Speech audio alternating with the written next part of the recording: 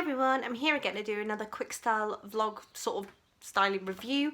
I've done this before because sometimes when you just read one book and you really want to talk about that one book, it's easier to do this rather than set up all of my camera. So today I'm going to be talking about Hex. I've just recently finished it, as in finished it yesterday evening, yeah, I just thought I'd share my thoughts.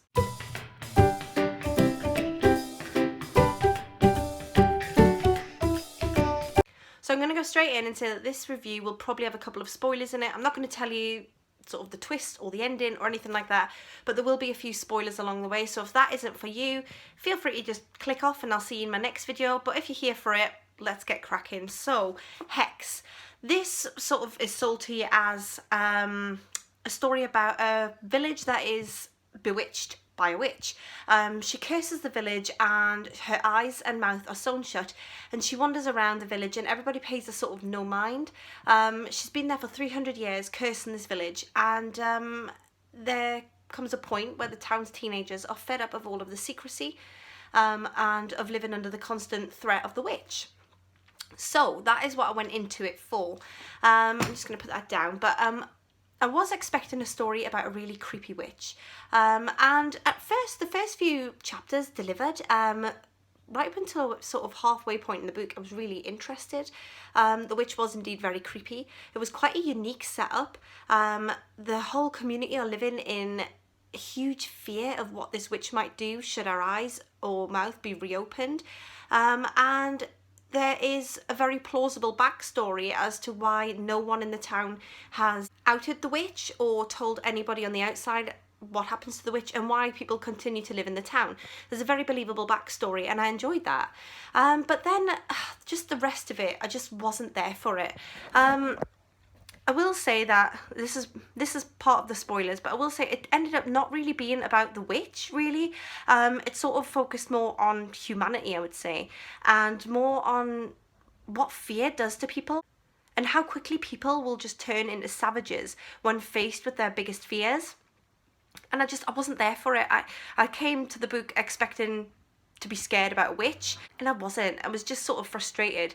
And there is a lot of abuse in this book. There's a lot of animal abuse, child abuse. At one point, some children are just shot in the head for no apparent reason. They're just shot in the head.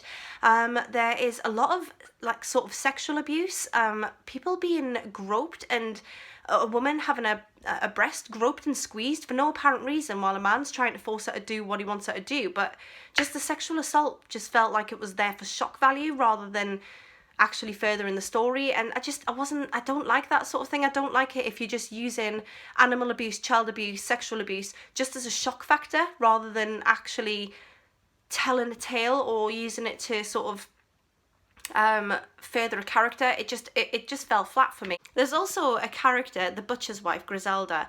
I found her really irritating because to me she's just a massive rip-off of Annie Wilkins, is it? If you've read Stephen King's Misery, you'll know the sort of language that I'm talking about that Annie uses, and I felt like it was quite ripped off for the character in Hex. So that sort of kept jarring me out of the story. Again, I found that the character's quite unbelievable. There's one character who sort of instigates a lot of the abuse, and I believed his character because he was described as being abusive all the way through, but then some other characters just randomly jump in and start thinking it's absolutely fine to do some of the horrific acts that he does. And yeah, I didn't like it, and I'm really disappointed that I didn't like it because I thought I was gonna. But like I say, I went in it for a witch and ended up finding out about humanity, and I already know about humanity. That is life. I wanted a bit of escapism. I wanted something spooky. I wanted something to read around Halloween time, and yeah, it wasn't for me. There's also a huge emphasis on the main character, on one of the main characters, Steve, and how he's got two sons, but he only sees one of them as his son and the other one's his wife's son. And that is just bizarre, the whole dynamic and the way he talks to his wife, at one point saying that that he told her to have an abortion with the second child and that she shouldn't have had one. I just found the whole thing really, it left me feeling unpleasant.